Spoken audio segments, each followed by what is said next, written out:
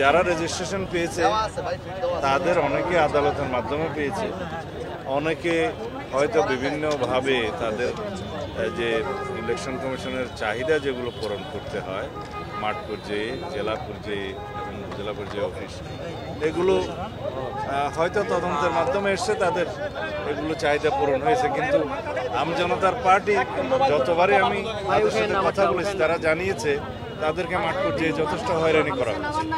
উপজেলা অফিসগুলো যে স্থানীয় নির্বাচন কর্মকর্তারা, জেলা পর্যায়ে উপজেলা পর্যায়ের নির্বাচন কর্মকর্তারা তাদেরকে হয়রানি করেছে, হয়রানি শিকার হয়েছে।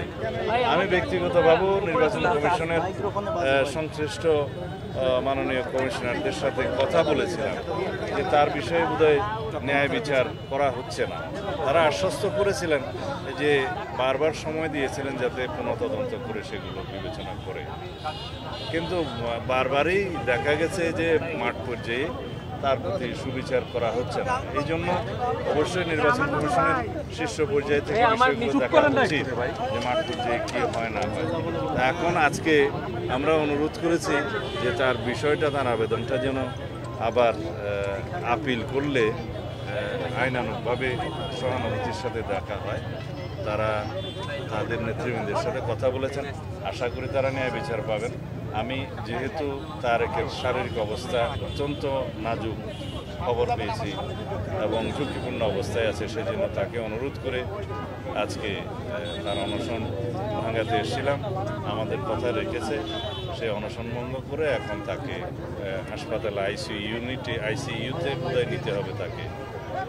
এটা কি বলে যেন নিবিড় পর্যবেক্ষণে রাখতে হবে, তার শারীরিক অবস্থা আসলেই খারাপ।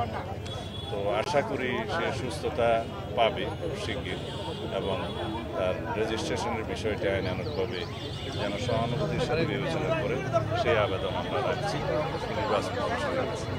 তারেক তাহলে কি এখন আদালতে যাচ্ছে তার আমজনতা পার্টির?